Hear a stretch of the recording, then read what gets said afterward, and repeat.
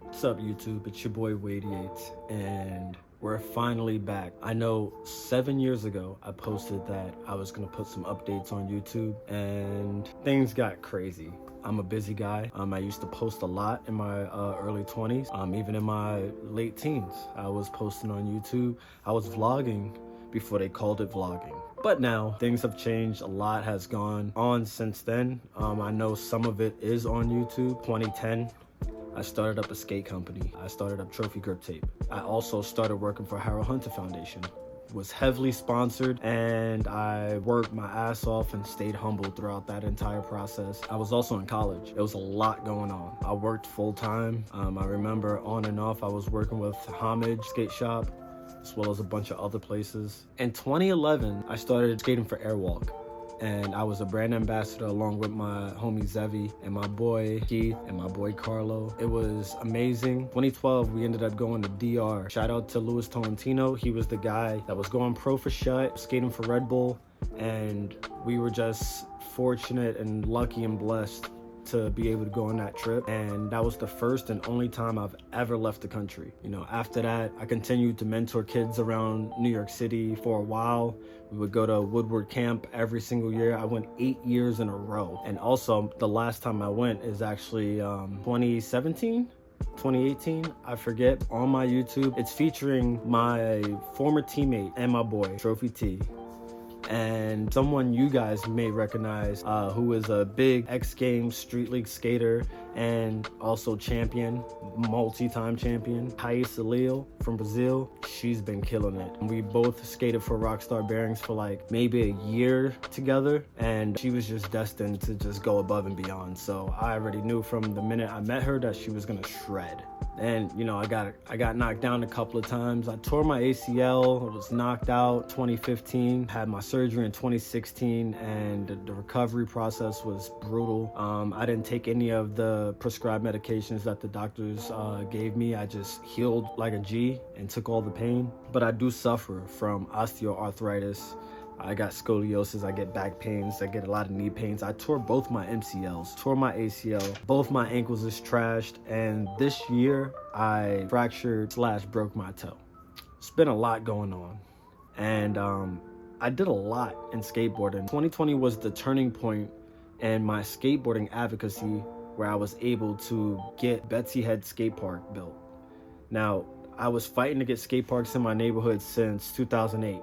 It's a long time. I was making YouTube videos then, but wasn't really gaining any traction. Nowadays, there's money in skateboarding. There's money in the government to use on sports. Well, at least, you know, during the time that I was doing it, it was. And I was lucky enough in 2020 to get Betsy Head Skate Park built. We just kept the ball rolling. I didn't get to design that park, but I did advocate and work with all the locals and young skaters who was like developing in the neighborhood to like help me advocate for that park. And we got it done, and it changed the neighborhood dramatically. So many skaters down in Brownsville. It's worth it.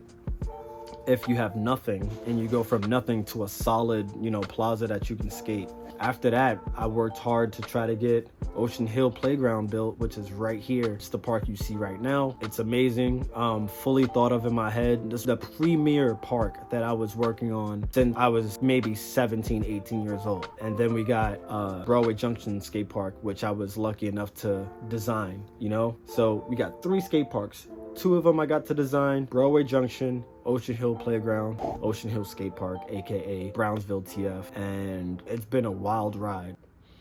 Why does this video exist? Well, I'll tell you. I've done everything I wanted to in skateboarding, and there are no more goals, right? Now, when I started skateboarding, there was 0 goals. Well, actually, 1 goal. It was to get good at skateboarding. Sponsors, videos, none of that stuff was in my vocabulary, or, you know, as far as skateboarding goes. It was just more of like, oh, I want to get good at it. And when I finally started to get, you know, some tricks, you know, new goals set, you know, I want to learn this trick. And then I still didn't have goals of sponsors or going pro, but a lot of sponsors came. A lot of people offered me pro contracts, and I didn't take any of those, but I did take a lot of sponsors. I did get paid to skate. I got to travel around the country so much that I don't think without skateboarding, I would have been able to do. And here's the thing, it's not like I was like the best skateboarder. At my peak, I was probably the top like 200th skateboarder in New York City.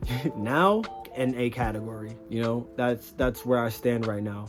And competition for me was never a big deal. It was more so just enjoying time with the homies, going to film and vibe out. Now, while I was recovering from my surgery, one of my sponsors asked me to enter boardram. Boardram is, as you know, one of the biggest amateur contests throughout the USA. It's Canada, I know they have a lot of events, and they travel. I was asked to enter boardram. They paid for me to enter. I wasn't expecting to do anything crazy. You know, I just expected to land tricks. My goal was to not come in last place. And it was at LES skate park. I was lucky enough to do a switch big spin on the hip, switch 3 on the hip. I did a crook 3 shove in my run. And I think I did like either a nose mani or a nose grind. I did 4 tricks. It wasn't anything super insane. You know, it's whatever. But, you know, I just didn't want to get in last. Now, I watched other skaters into that contest. Only thing they did was kickflip on the hip, and they didn't land anything else in their entire run.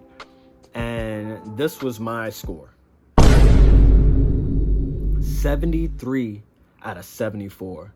Now, did the judges miss my trick? Probably. Did they catch any of the tricks? Probably. If I'm going second last, then it's probably like the nose mani or nose grind that they saw, you know? So that's a little bit of a stain in my career, and I am completely past my prime. We're talking 10 years. 2015 was my prime. That's also when I tore my ACL. So where do we go from here? 2025 Border Am is coming up this year, and I feel like it's my sole purpose and duty to fix things. Now, by my own free will, this is my planning. I don't know why I'm gonna do it, but it's going down. I'm entering Border Am this year, but chat, I think I'm cooked. And I'll tell you why. I haven't skated in 6 months.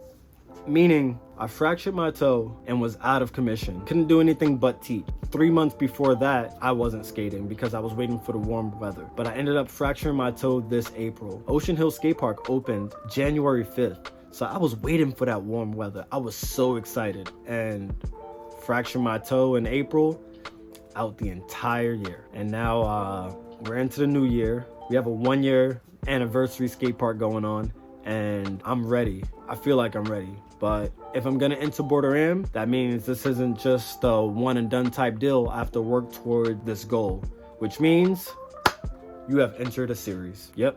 Thank you for watching this. Be sure to like, comment, subscribe, whatever you want. You know, like, I don't really have any huge expectations on YouTube or anything. My platforms go up and down. You know, this is just doing this for me. All the stuff that I post is for the boys and for myself, for fun, for laughter, or just for motivation. And this is one of those videos where I need some motivation. So until next time, I'll see you guys at the skate park.